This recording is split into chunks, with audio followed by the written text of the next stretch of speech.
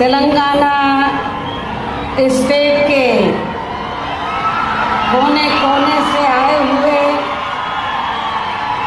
BSP के सभी छोटे बड़े पदाधिकारी, कार्यकर्ता, केंद्रीय व स्टेट कोऑर्डिनेटर, स्टेट अध्यक्ष एवं जनप्रतिनिधिगण, आप लोग अपने छोटे मोटे साधनों से चलकर मुझे सुनने के लिए यहाँ भारी संख्या में पहुँचे हैं, तो उसके लिए मैं आप सभी लोगों का हार्दिक दिल से आभार प्रकट करती हूँ। और अब मैं आपके तेलंगाना स्टेट एवं यहाँ की आम जनता तथा विशेषकर एससी, एसटी, ओबीसी, मुस्लिम, ईसाई व अन्य धार्मिक अल्पसंख्यक समाज के लोगों के हितों में कुछ जरूरी बातें रखूं, लेकिन उससे पहले यहाँ मैं देश में समय समय पर जन्मे अपने उन सभी महान संतों, गुरुओं व महापुरुषों में भी खासकर महात्मा ज्योतिबा फूले, छत्रपति शाहू जी महाराज, नारायणा गुरु, पेरियार जी, बाबा साहब डॉक्टर भीमराव अंबेडकर एवं मान्यवर श्री कांशीराम जी आदि को भी पूरे तहे दिल से नमन करती हूँ, नतमस्तक करती हूँ, जिन्होंने अनेकों कष्ट झेलकर यहाँ खासकर एससी, एसटी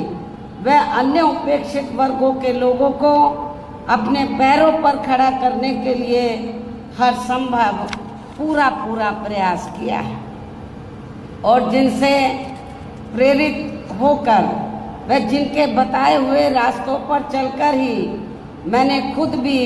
अपनी पूरी जिंदगी समर्पित की है।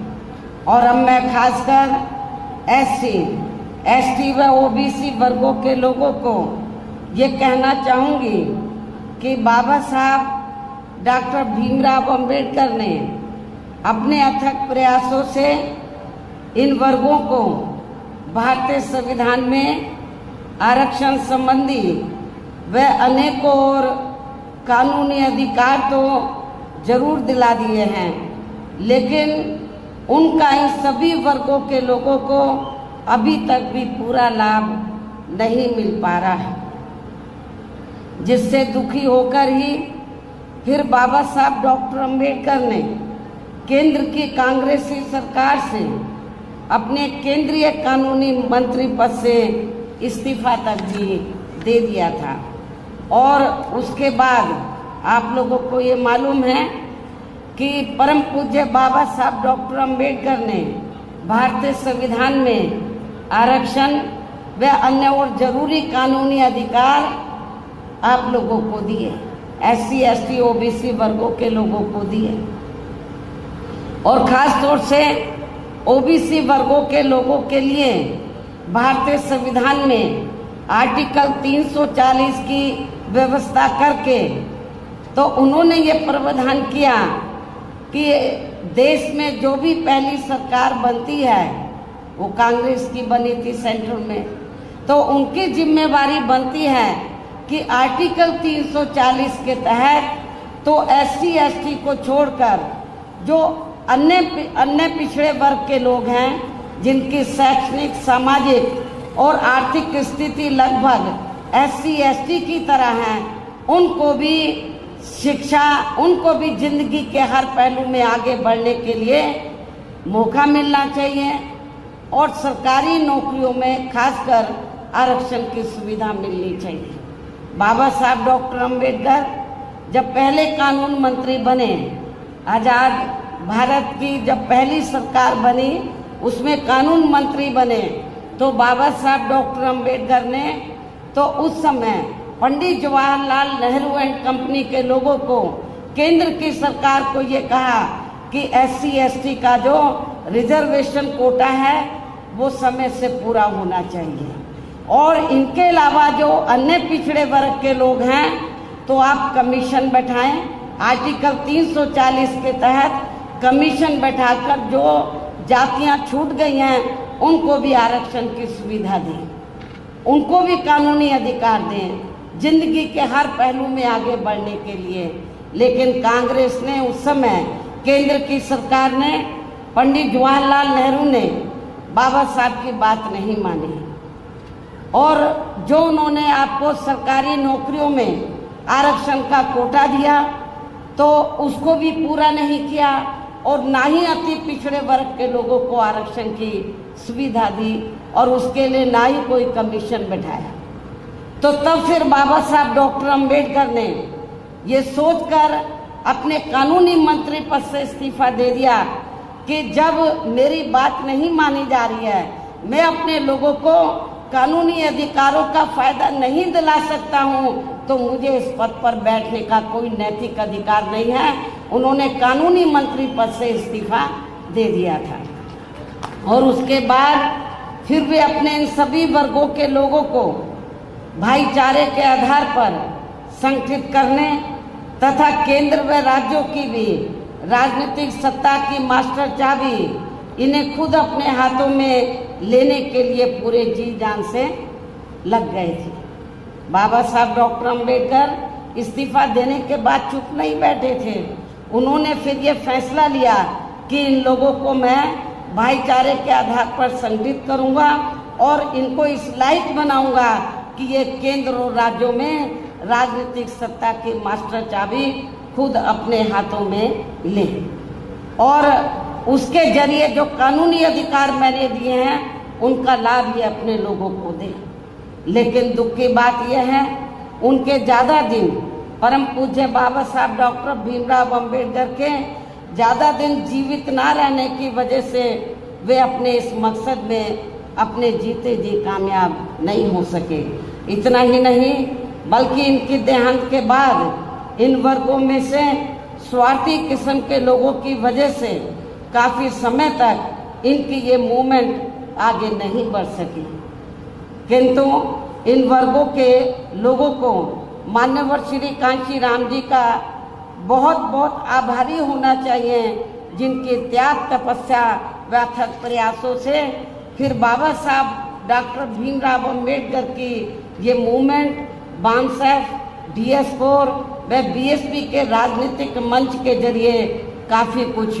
आगे बढ़ी है और उनके जीते जी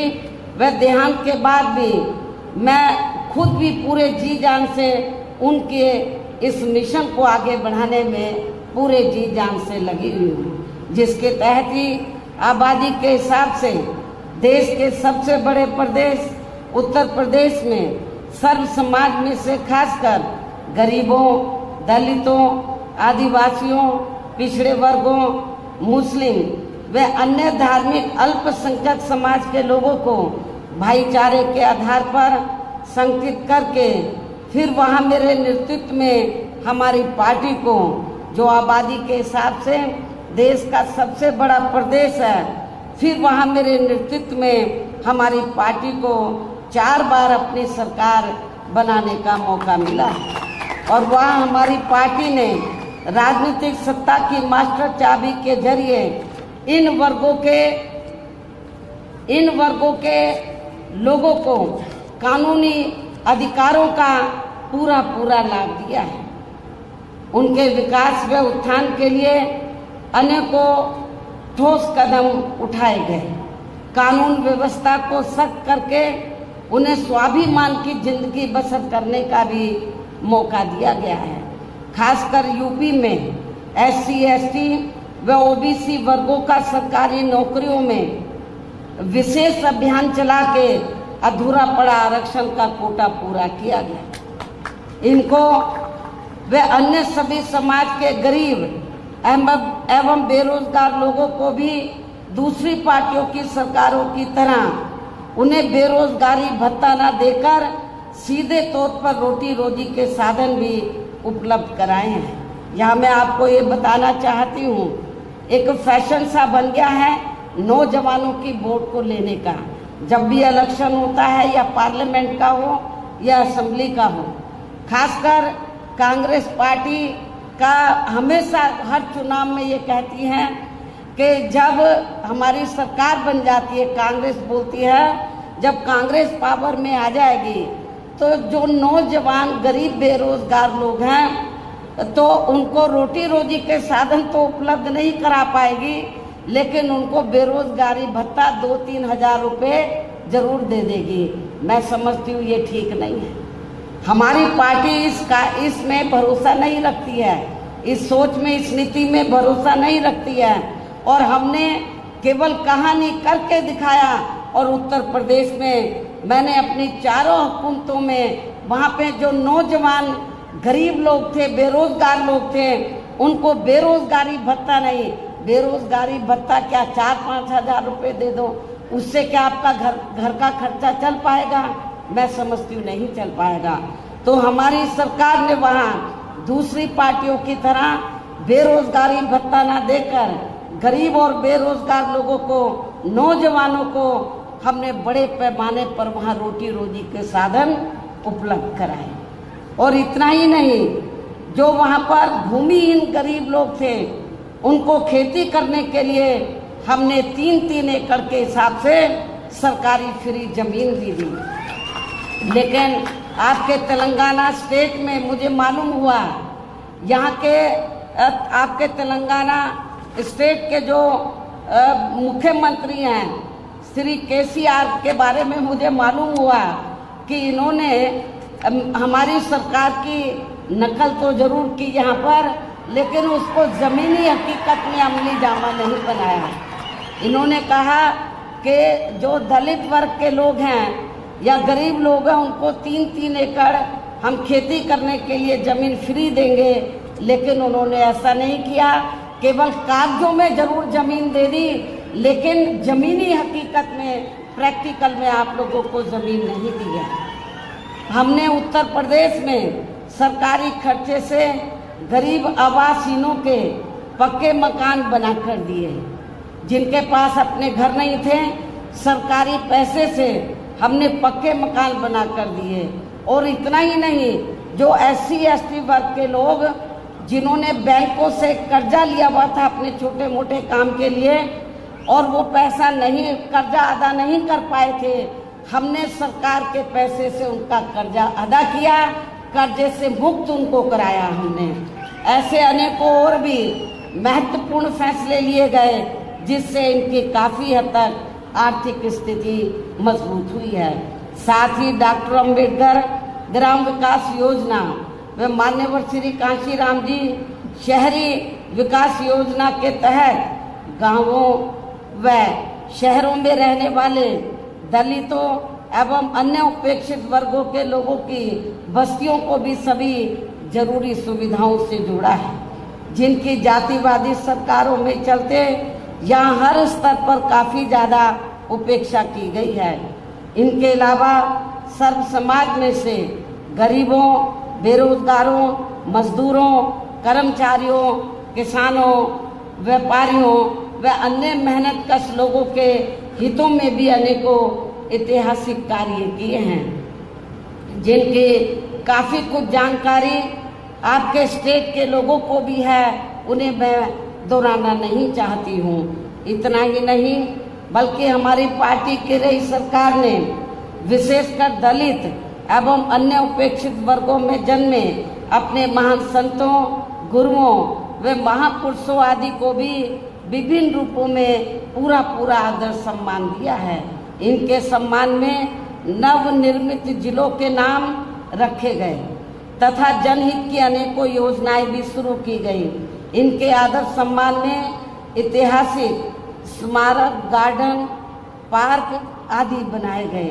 तथा इनकी काफ़ी भव्य प्रतिमाएं भी लगाई गई, जिनकी इन सब मामलों में विरोधी पार्टियों की रही सरकारों में वहाँ काफ़ी उपेक्षा की गई है। जबकि आपके यहाँ तेलंगाना स्टेट में बीएसपी के थोड़ा मजबूत होते ही अब यहाँ की वर्तमान श्री केसीआर की पार्टी की जो सरकार है वो अपने राजनीतिक स्वार्थ में खासकर SC, ST व OBC वर्गों के मसीहा परम पूज्य बाबा साहब डॉक्टर भीमराव अंबेडकर के नाम पर कुछ सरकारी स्थलों के नाम रखने तथा उनकी ऊंची प्रतिमा लगाने व विभिन्न योजनाएं चलाने आदि की भी याद आने लगी है, जिसका वास्तव में पूरा क्रेडिट व श्रेय यहाँ की मौजूदा राज्य सरकार को नहीं जाता है, बल्कि BSP के हर उस छोटे बड़े कार्यकर्ता पदाधिकारी आदि को जाता है, जिनकी वजह से अब यहाँ अपनी पार्टी का जनाधार बढ़ा है, जिससे घबराकर फिर यहाँ की वर्तमान राज्य सरकार को ये सब करने के लिए मजबूर होना पड़ा है। मुझे ये भी मालूम हुआ कि यहाँ के मुख्यमंत्री ने 2-3 बार ये कहा कि बाबा साहब डॉक्टर अंबेडकर ने जो भारतीय संविधान बनाया है तो हम उसको बदल देंगे, वो हमारी सोच के मुताबिक नहीं है। लेकिन जब हमारे लोग इसके खिलाफ मैदान में उतरे तो अपनी इस कमी पर पर्दा डालने के लिए, आपको खुश करने के लिए ये सब नाटकबाजी इनको करनी पड़ी। जबकि इस मामले में सच्चाई तो ये है कि आपके राज्य सहित पूरे देश में कांग्रेस, BJP व अन्य कोई भी जातिवादी पार्टी दिल से ये कतई भी नहीं चाहती है कि यहाँ SC, ST, OBC, मुस्लिम व अन्य धार्मिक अल्पसंख्यक समाज के लोगों का भी सही से विकास व उत्थान आदि हो सके तथा इनके संतों, गुरुओं व महापुरुषों आदि को भी पूरा आदर सम्मान मिल सके। इसलिए इनके ऐसे दिखावटी कृत्यों से, कार्यशैली से यहाँ SC, ST, OBC, मुस्लिम व अन्य अकलिय समाज के लोगों का भला होने वाला नहीं है, बल्कि इन वर्गों के महान संतों, गुरुओं व महापुरुषों आदि को विभिन्न रूपों में आदर सम्मान देने के साथ साथ इन लोगों की गरीबी एवं बेरोजगारी आदि को दूर करके इन्हें खुद के अपने पैरों पर खड़ा करने के लिए यहाँ अपनी पार्टी के लोगों को अपने स्टेट में भी, यानी कि अपने तेलंगाना स्टेट में भी यूपी की तरह ही विशेषकर SC, ST, OBC, मुस्लिम व अन्य धार्मिक अल्पसंख्यक समाज के लोगों को भाईचारे के आधार पर जोड़ना है तथा यहाँ अपनी पार्टी के जनाधार को कैडर के आधार पर बढ़ाना है। इसके साथ साथ अपनी पार्टी को BSP सदस्यता के जरिए आर्थिक तौर पर मजबूत भी बनाना बहुत जरूरी है। और इस मामले में वैसे आप लोगों को ये मालूम है कि हमारी पार्टी अपने संगठन को चलाने व चुनाव आदि लड़ाने के लिए भी कांग्रेस, BJP व अन्य विरोधी पार्टियों की तरह बड़े बड़े पूंजीपतियों व धन्ना सेठों आदि से आर्थिक मदद नहीं लेती है, बल्कि अपनी पार्टी के ही आम कार्यकर्ताओं की आर्थिक मदद से व उनके सामर्थ्य के हिसाब से थोड़ी थोड़ी आर्थिक मदद लेकर तब अपनी पार्टी के संगठन को चलाती है तथा चुनाव आदि भी लड़ाती है, जो विरोधी पार्टियों को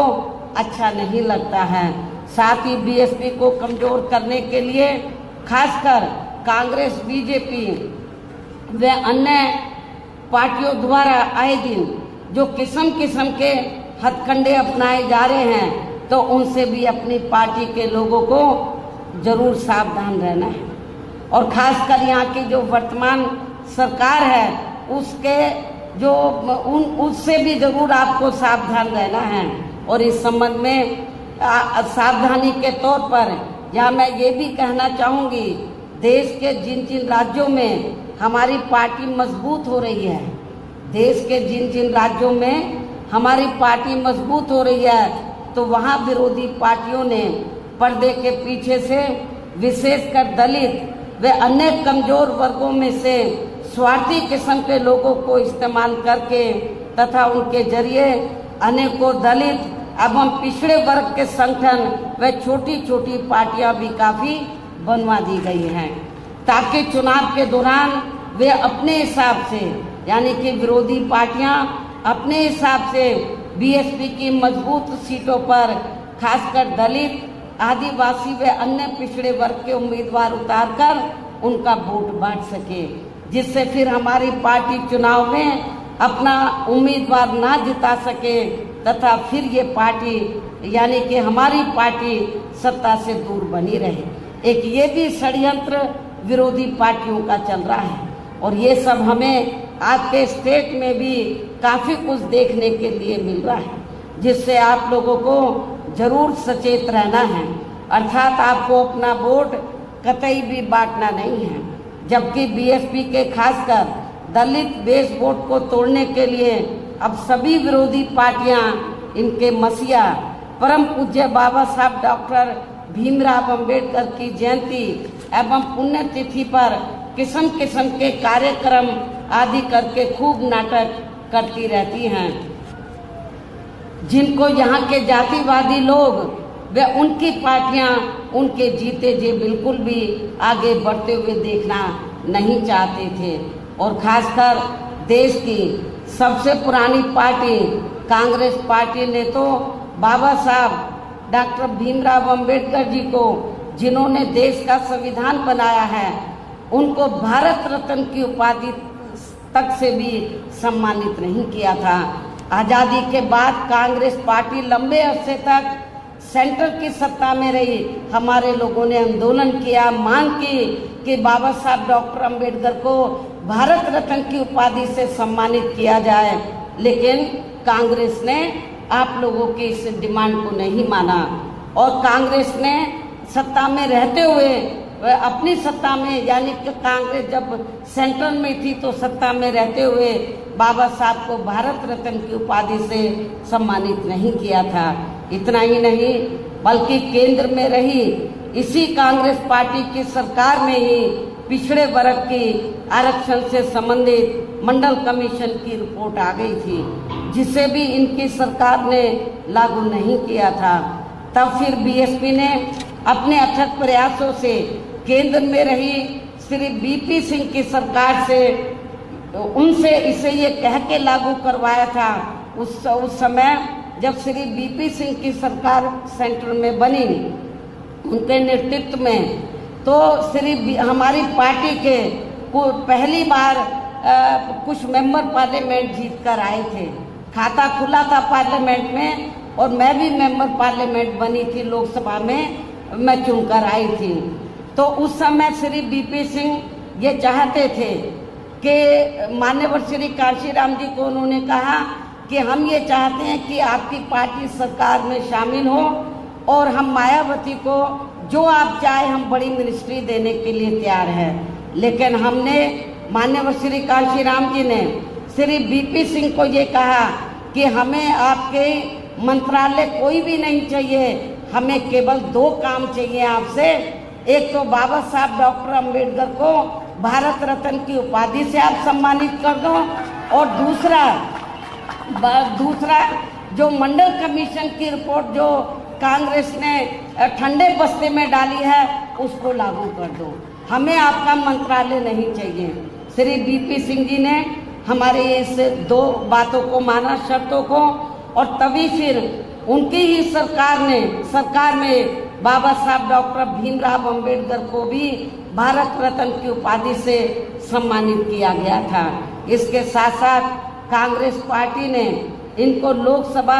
आप लोगों को ये मालूम है कि कांग्रेस ने तो बाबा साहब डॉक्टर भीमराव अंबेडकर को उनके खिलाफ और सभी हिंदूवादी ताकतों को इकट्ठा करके कांग्रेस पार्टी ने बाबा साहब को लोकसभा में जीतकर सीधा नहीं जाने दिया था। इतना ही नहीं बल्कि बाबा साहब के देहांत के बाद इनकी मूवमेंट को आगे बढ़ाने के लिए अपनी पूरी जिंदगी समर्पित करने वाले बीएसपी के जन्मदाता एवं संस्थापक मान्यवर श्री कांशीराम जी के देहांत होने पर उस समय केंद्र में रही कांग्रेस पार्टी की सरकार ने उनके सम्मान में एक दिन के लिए भी राष्ट्रीय शोक घोषित नहीं किया था, राष्ट्रीय झंडे नहीं झुकाए थे। हालांकि इन सब मामलों में बीजेपी व अन्य विरोधी पार्टियां भी कोई कम नहीं रही हैं, जो अब सरकारी कार्यों को भी अधिकांश प्राइवेट सेक्टर को ही देकर इनके आरक्षण को ही धीरे धीरे खत्म करने में लगी हैं, क्योंकि प्राइवेट सेक्टर में अभी तक भी इनके लिए अलग से कोई आरक्षण की व्यवस्था नहीं की गई है। खासकर SC व ST के कर्मचारियों को अब पदोन्नति में आरक्षण का भी पूरा लाभ नहीं मिल पा रहा है। इसके साथ ही अपने अपने राजनीतिक स्वार्थ में इन वर्गों के लिए केंद्रीय व राज्य स्तर पर घोषणाएं तो खूब की जा रही हैं, लेकिन जमीनी हकीकत में उनका बहुत कम लाभ ही इन्हें मिल पा रहा है। कहने का तात्पर्य ये है कि पूरे देश में अब इन वर्गों के लोगों को ऐसी सभी विरोधी पार्टियों के कतई भी बहकावे में नहीं आना है। और आप लोगों को यहाँ की जो वर्तमान राज्य सरकार है तो वो तो आप लोगों को गुमराह करने के लिए तो नंबर 1 पर है, किस्म किस्म के नाटक करने में माहिर है, लेकिन आप लोगों को इनके बहकावे में बिल्कुल भी नहीं आना है। और इन्हें आप लोगों को केवल अपनी एकमात्र हितैषी पार्टी BSP को ही मजबूत बनाकर उसे कामयाब बनाना है, जो कहने में बहुत कम व कार्य करके दिखाने में ही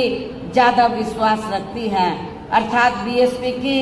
कथनी व करनी में कभी कोई अंतर नहीं होता है, यानी कि BSP जो कहती है उसे करके भी दिखाती है। आप लोगों को ये मालूम है यूपी में 4 बार हमारी सरकार बनी। हमने सरकार बनाने से पहले जब हम चुनाव में गए, असेंबली के चुनाव में, हमने दूसरी पार्टियों की तरह कोई अपना मैनिफेस्टो जारी नहीं किया। हमने कहा हम पावर में आ जाएंगे तब हम अपना मैनिफेस्टो जारी करेंगे, हम क्या करना चाहते हैं। हमने 4 बार कोई अपना मैनिफेस्टो जारी नहीं किया और जब सत्ता में आ गए फिर हमने बता दिया कि हम क्या करना चाहते हैं।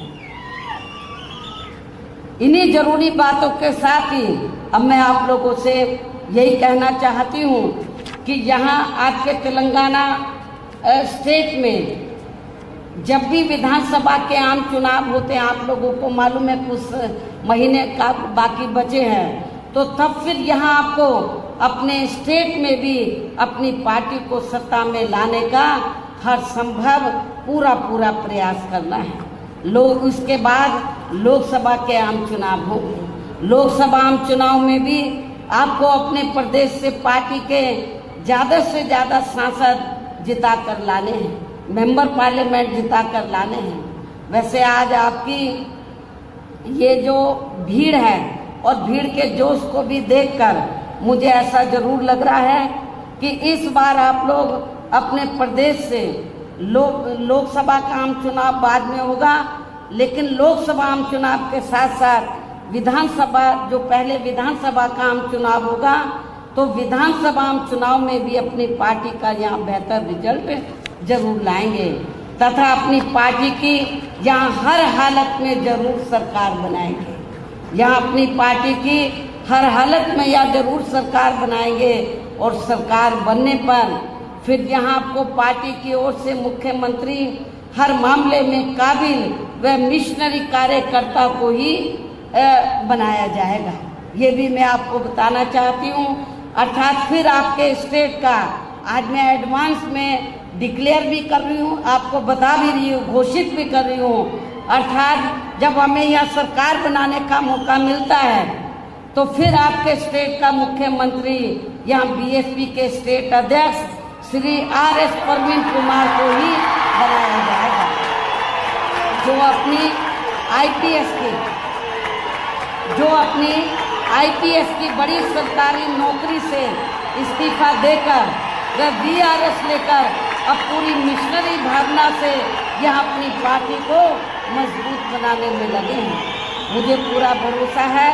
कि ये इस पद पर आसीन होकर फिर यूपी की तरह ही